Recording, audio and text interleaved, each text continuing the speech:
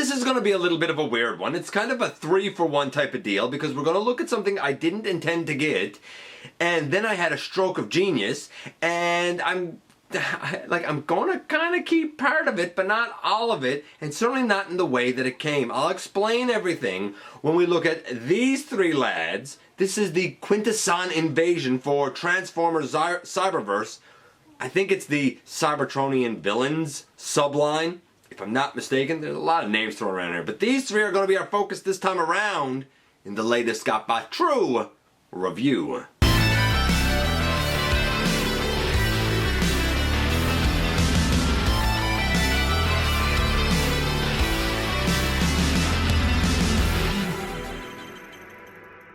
Hey all, welcome back to the channel. I'm your host, your most humble host, Dennis Moulton, aka GotBot. As always, please like, comment, share, of course subscribe, and while you're at it, light them up, baby. And hit that notification bell, please. It helps me out a ton. It lets you know when content of all sorts goes up here on the channel. Check out Machinery of Man, The Everything Factor, Transformers Collectors NL, The Autobot Family, Transformers vs. G.I. Joe vs. DC Universe vs. Marvel, and Autobot City Central. Plus, all of my social media links, all of the links for all of that mouthful is in the description down below. While you're at it, why not? Use the donate link if you're in a position to help the channel to grow, or you can check us out on Patreon, see what we offer to you through Teespring, or of course hit the join button right here on YouTube and become a channel member, man. And this is the Cybertronian Villains Quintesson Invasion Transformers Cyberverse set. And I had no intention in getting this, but I have a specific use for something within this set. So since I have it, we might as well take a look at it. We have kind of a diminutive Prowl, an interesting Shockwave, both with like mind control things on their head, and then we have a Cyberverse Quintesson. Definitely a bit of a revisioning from what we know and love from G1, even from Alpha Q from the Unicron trilogy. This is, again, a unique take, but still familiar enough. Is this set good? Is this trio good? Well, we're about to find out when we head over to the table and take a closer look at them. And now we look at something sort of unexpected. This, of course, is the 3-pack of the Cybertronian Villains Cyberverse Quintesson pack. Of course, it's a Quintesson, it's Shockwave, and it's Prowl. My main concern is the Quintesson for a very specific reason that I managed to get this set on sale. I didn't want to pay full price for it. The Cybertronian Villains, interestingly, has been a subline for Earthrise. Apparently, it's also a subline for Cyberverse. Anything that's been Cybertronian Villains, whether it's Earthrise or whether it's Cyberverse, has been showing up, at least here in Canada, at exclusively Toys R Us. Maybe it's exclusively Target in the States, I really don't know. But we are going to break these three guys out and so we can look at the packaging quickly first. And yes, indeed, this is the box for the Quintesson Invasion.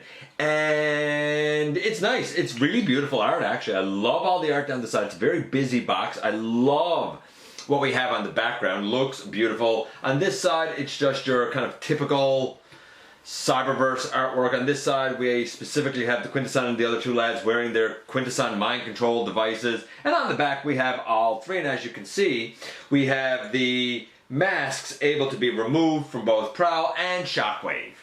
Well, let's find out by looking at each one of these guys first and seeing how they pan out in the end. We'll start with Shockwave. And so yes, indeed, we start with Shockwave first, and this is a nice looking Shockwave. We take this off, and it only connects by two 5mm peg holes on his shoulders, and of course there are pegs on his mask thing.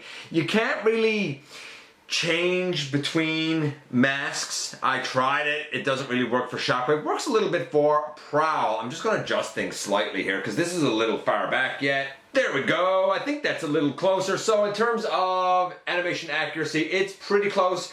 The biceps should be purple. He's missing some of the lighter purple or pinkish energon detailing, especially down on his toes. The ears of his head should be more of a gray. So there are things that are missing here, but it's pretty good. I'm going to give it overall about, I don't know, we'll say 8, 8.5 maybe. Then in terms of his articulation, nothing at the head. The arms, both of them, including this one, can go all the way around, out to the side. This thing can come out of his hand, because it's just in his hand, and you could, I don't know, like put it out here on his arm if you want.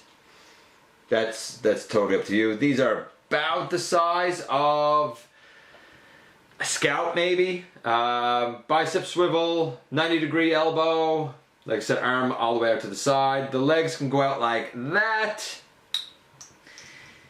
Kick forward, kick back, super deep at the knee, and we have a thigh swivel. Here's the thing, articulation is pretty great for the size that we're talking about. I'm going to give it, waist would be nice, head would be nice, but I'm going to give it to a solid 8.5, we'll say. Then we get to the transformation. The transformation says to take this whole thing out. I'm not doing that, I'm just going to leave it there for now. We bring his arms forward. Then, on the back here, we open this out and we put the head down.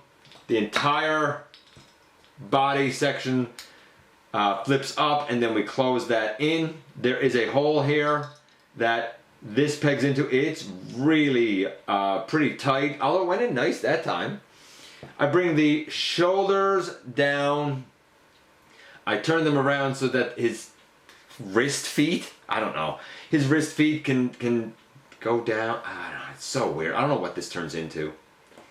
This goes like this, and boom, like here he is in whatever this contraption mode is.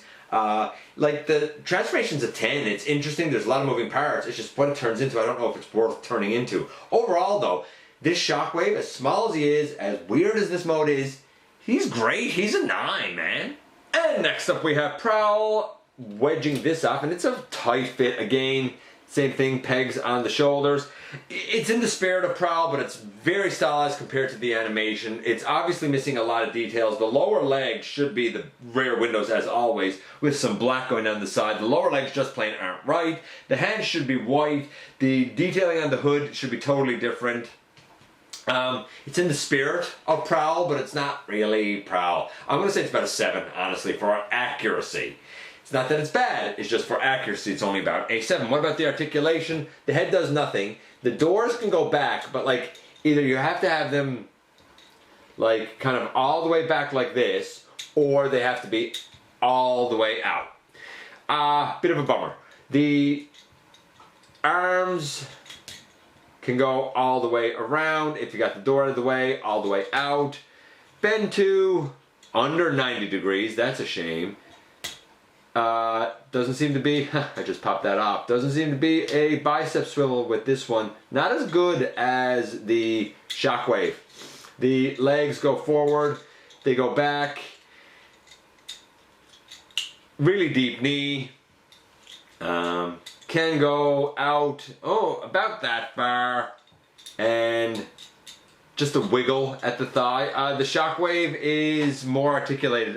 Again, the articulation for this, about a 7-ish, roughly. What about the transformation? Well, the transformation is actually fairly simple to do. We come here and we bring this piece up over the back of the guy. We put the legs together down here, and once they're together, we just squeeze them together. I think they kind of slide into each other back here. We then fold that up over. Pretty self-explanatory, pretty straightforward, as you would probably expect. Then we bring the hood up. Again, very typical sort of transformation for the guy here. We bring the arms out to the side, we rotate them so the tire's forward, and we bring that down. And as is always the case with Prowl, we bring the arms down.